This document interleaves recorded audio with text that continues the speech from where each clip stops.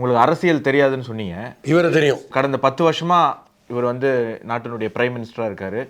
World லீடர்ஸில் one of the important லீடராக மாறி இருக்காரு. என் பதில் உங்களுக்கு தெரிஞ்சிருக்கும். ஃபர்ஸ்ட் லீடர்னே சொல்லலாம். ஃபர்ஸ்ட் லீடரே சொல்லலாம். ஸோ இவருடைய ஆட்சி எப்படி இருக்குது, இவருடைய கரிஷ்மா எப்படி இருக்குது? Charisma top class. அதாவது இவர் பிளேஸில் வேறு யாராவது இவர் பண்ணுறதை பண்ணியிருந்தாலும் நான் பாராட்டுவேன். அது யாராக வேணும் இருக்கணும்.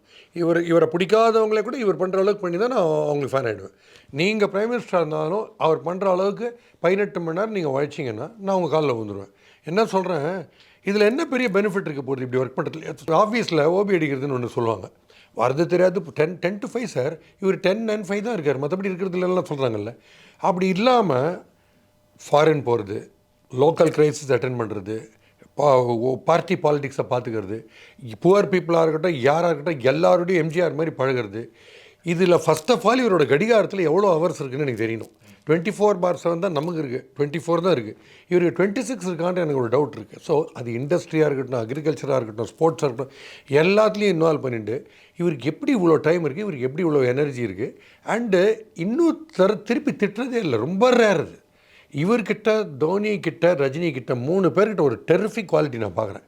யார் அவங்கள பற்றி என்ன சொன்னாலுமே அப்படி சிரிச்சு கேட்டுனே இருக்காங்க, பதில் சொல்ல மாட்டேன்றாங்க.